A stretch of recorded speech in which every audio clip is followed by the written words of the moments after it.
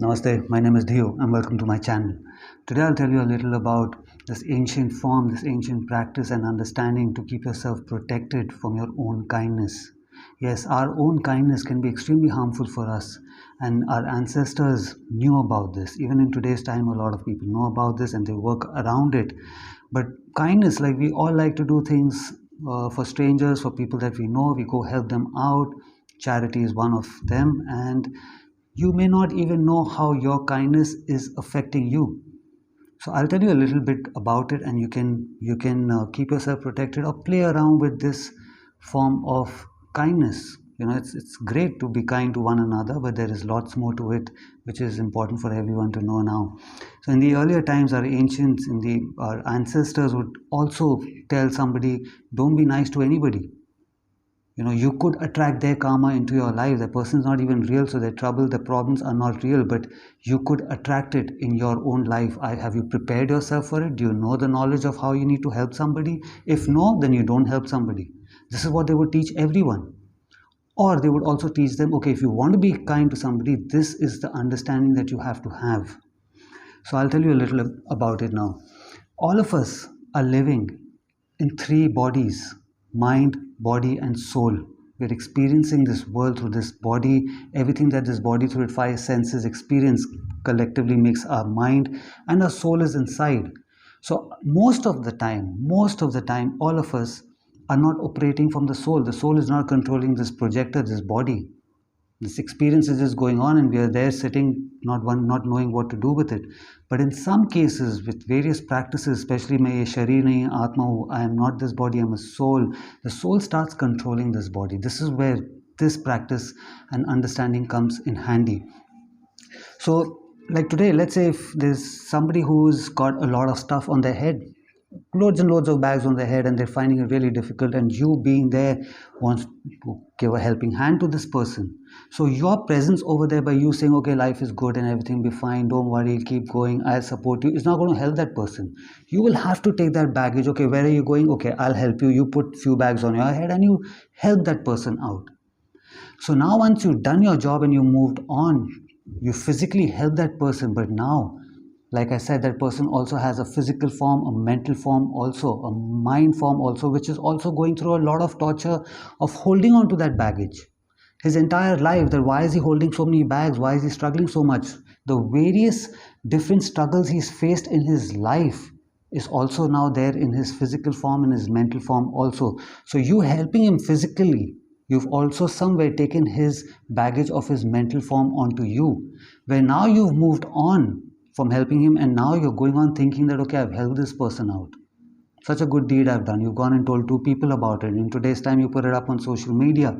I've helped somebody out. I've given somebody money. I found somebody who's really begging for money. I gave them some money, and now you're going on with it. So their problem, which they were facing in their physical and in their mental body, has now come on to you also. You're thinking about it. It is in your mental body. Everything that is there in the mind eventually has to be projected outwards. So that poverty, that hardship, that person that you try to help by being kind is now being projected outwards. In some cases it happens immediately, in some cases it takes time, but it will. The more you stay with it, the more you live with it, it is going to be projected into your life also. And I'll give you an example. Recently there's this guy on social media who helped a beggar, got him a wheelchair, one of those wheelchairs that you move with your hand, and he put it up on social media, made 2 episodes out of it, high-speed shots, and really nice. I'm sure he wanted to really help him. 2 days time, the guy met with a bike accident, broke both his legs. So he helped somebody out who had no legs, and now he himself, because he attached himself to somebody's problem so much that he lived with it so much, mentally, physically, okay, everything that is there in the mental body was projected outwards. Now his own legs are broken. So this is how, that's why in the earlier times they would say you're going to attract somebody's karma towards you. So they would say, even if you want to do something nice, even in today's time, a lot of sadhus will tell you, okay, just give me whatever you want. I'm not going to look at it. You don't look at it. So you always put your hand in your pocket, whatever comes out, you close your fist and you give it to them. Because you shouldn't know that, okay, my God, I've given him $100, I've given him 100 rupees, great, I'm so nice, 1,000 rupees came out, I helped him out with 1,000 rupees. So you've helped him out, but his sorrows, his tragedies, his other problems in his life are now living with you also. Like I said, those three bodies now.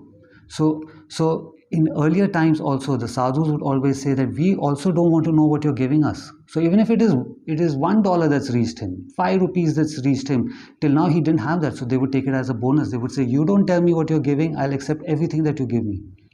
Because 1 second back I didn't even have that. So this is bonus for me.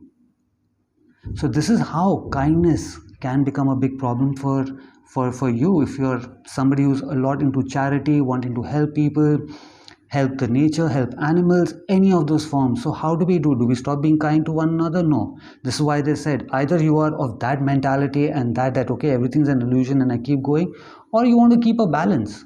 So if you want to keep a balance, that entire practice of meditation that you're doing is now coming to play. You have to put it into action. Where I am not this body, I'm not the soul. Or in some cases they say I'm not this body, I'm not the mind, I'm a soul. So you choose whichever works for you. Now you got to put it into action.